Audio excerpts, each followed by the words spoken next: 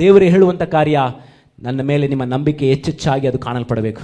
ನಿಮ್ಮ ಒಂದು ವೇಳೆ ನೀವು ಅನ್ಯರಿಗೋಸ್ಕರ ನೀವು ಪ್ರಾರ್ಥನೆ ಮಾಡ್ತಾ ಇದ್ದೀರಾ, ದೇವರ ಸಂಗಡ ನೀವು ನಂಬಿಕೆ ಉಳ್ಳವರಾಗಿ, ದೇವರೇ ಈ ನಂಬಿಕೆ ಇಟ್ಟವನಾಗಿ ಕರ್ತನೆ, ನಂಬಿಕೆ ಇಟ್ಟವಳಾಗಿ ನಾನು ಈ ಸಹೋದರಿಗಾಗಿ ಈ ಸಹೋದರನಿಗಾಗಿ ನಾನು ಪ್ರಾರ್ಥನೆ ಮಾಡುವವನಾಗಿ ಕಾಣಲ್ಪಟ್ಟಿದ್ದೀನಿ ಸ್ವಾಮಿ.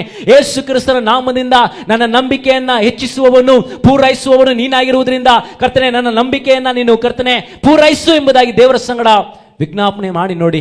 ನಿಜವಾಗಿಯೂ ಆ ನಂಬಿಕೆ ಅನೇಕರನ್ನು ಅದು ಸ್ವಸ್ಥ ಮಾಡುವಂಥದ್ದಾಗಿ ಕಾಣಲ್ಪಟ್ಟಿದೆ.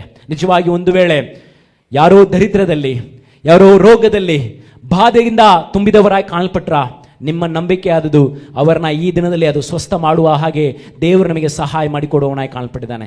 ನಂಬಿಕೆಯನ್ನ ದೇವರು ಈ ಸಮಯದಲ್ಲಿ ಆತನು ಹುಟ್ಟಿಸುವವನಾಗಿ ಕಾಣಲ್ಪಟ್ಟಿದ್ದಾನೆ. ನಿಮಗೆ ವಿರೋಧವಾಗಿ ಒಂದು ಕಾರ್ಯವು ಎದ್ದು ನಿಂತಿರುವಂತಹ ಸಂದರ್ಭದಲ್ಲಿ ನಿಮ್ಮ ನಂಬಿಕೆ ಆದದು ಆ ಕಾರ್ಯಗಳನ್ನ ಜಯಿಸುವುದಕ್ಕೆ ಅದು ಸಹಾಯ ಮಾಡುವಂತದ್ದಾಗಿ ಕಾಣಲ್ಪಟ್ಟಿದೆ. ಹಲ್ಲೆಲೂಯಾ.